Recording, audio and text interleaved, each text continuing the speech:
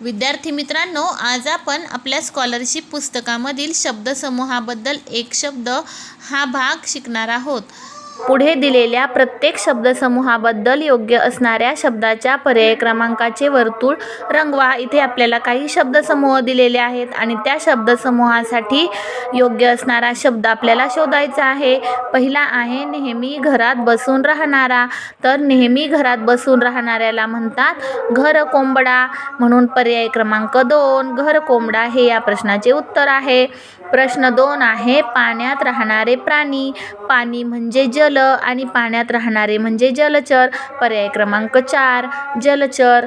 पुढचा प्रश्न आहे कविता करणारी. कविता करणाऱ्या स्त्रीला म्हणतात कवयित्री. पर्याय क्रमांक 1.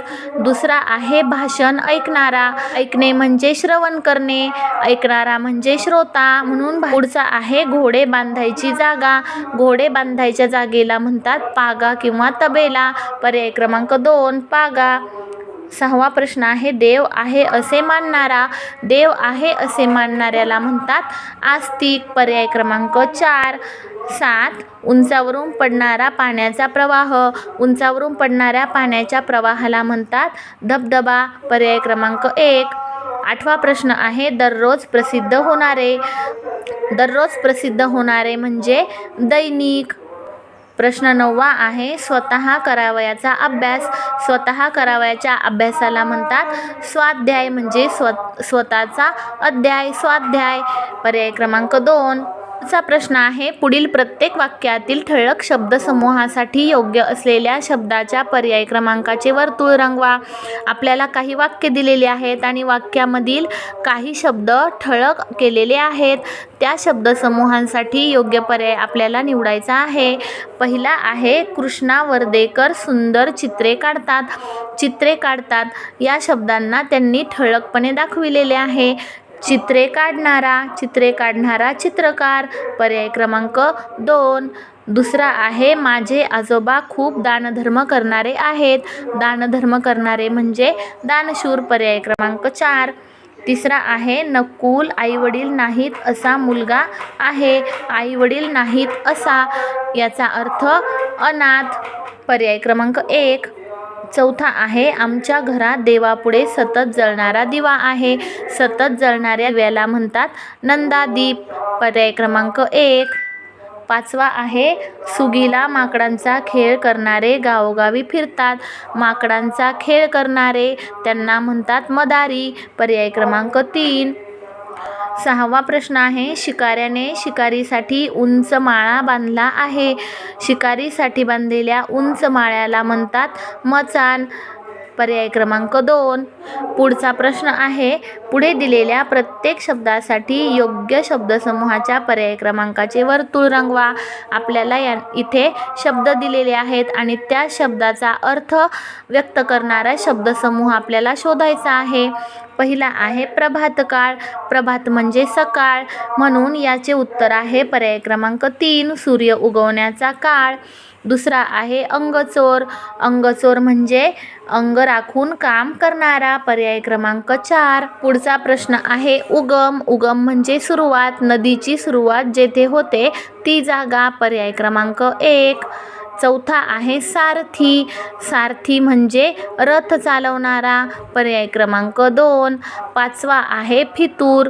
फितूर म्हणजे शत्रूला सामील झालेला. पर्याय क्रमांक 4. 6वा आहे आखाडा. आखाडा म्हणजे कुस्ती खेळण्याची जागा. पर्याय क्रमांक 1. 7वा आहे लोकनायक. लोकनायक म्हणजे लोकांचे नेतृत्व करणारा. पर्याय क्रमांक 3. पुढचा प्रश्न आहे पुढील प्रत्येक प्रश्नाच्या उत्तरासाठी योग्य पर्याय क्रमांकाचे वर्तुळ रंगवा. प्रश्न पहिला आहे पुढीलपैकी योग्य जोडी निवडा. सर्व इच्छा पूर्ण करणारा वृक्ष वड. सर्व इच्छा पूर्ण करणाऱ्या वृक्षाला म्हणतात कल्पवृक्ष. म्हणून ही जोडी चूक आहे. दुसरं लग्नासाठी जमलेले लोक प्रेक्षक. लग्नासाठी जमलेल्या लोकांना वऱ्हाडी मंडळी असे म्हणतात. त्यामुळे हे उत्तर चुकीचे आहे. तिसरा आहे रोग्यांची शुश्रूषा करणारी परिचारिका. रोग्यांची शुश्रूषा करणाऱ्या स्त्रीला परिचारिका असे म्हणतात. हे उत्तर बरोबर आहे. म्हणून पर्याय क्रमांक 3 चौथा पर्याय आहे ज्याला कोणी शत्रू नाही असा. तर ज्याला कोणी शत्रू नाही असा तो असतो अजातशत्रू. त्यामुळे पर्याय क्रमांक 3 हे या प्रश्नाचे उत्तर आहे. दुसरा आहे पुढीलपैकी चुकीची जोडी निवडा. लाखो रुपयांचा धनी लक्षाधीश हे बरोबर आहे. पायात जोडे चपला न घातलेला पादचारी. पायात जोडे किंवा चपला न घातलेला त्याला म्हणतात अनवाणी. त्यामुळे ही जोडी चुकीची आहे. वनात राहणारे वनवासी हे बरोबर आहे. दुसऱ्यांवर उपकार करणारा परोपकारी हेही बरोबर आहे. त्यामुळे पर्याय क्रमांक 2 हे या प्रश्नाचे उत्तर आहे. तिसरा आहे पुढीलपैकी योग्य जोडी निवडा. जमिनीखालून गेलेला गुप्तमार्ग भुयार हे उत्तर बरोबर आहे. जमिनीखालून गेलेल्या गुप्तमार्गाला भुयार म्हणतात. दुसरे आहे मालाचा साठा करून ठेवायची जागा. मालाचा साठा करून ठेवायच्या जागेला गोडाऊन असे म्हणतात. तिसरा आहे खूप आयुष्य असलेला अल्पायुषी. खूप आयुष्य असलेल्या व्यक्तीला दीर्घायुषी असे म्हणतात. त्यामुळे ही चुकीची जोडी आहे. पुढचा आहे 8 दिवसांचा काळ पंधरवाडा.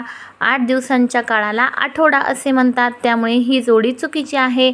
पर्याय क्रमांक 1 बरोबर आहे. म्हणून या प्रश्नाचे उत्तर आहे पर्याय क्रमांक 1 जमिनीतून गेलेला गुप्तमार्ग भुयार. विद्यार्थी मित्रांनो, स्कॉलरशिप परीक्षेशी संबंधित असेच नवनवीन व्हिडिओ बघण्यासाठी तुम्ही आपल्या चॅनल बघत राहा. जर तुम्ही चॅनलला अद्याप सबस्क्राईब केले नसेल तर सबस्क्राईब करा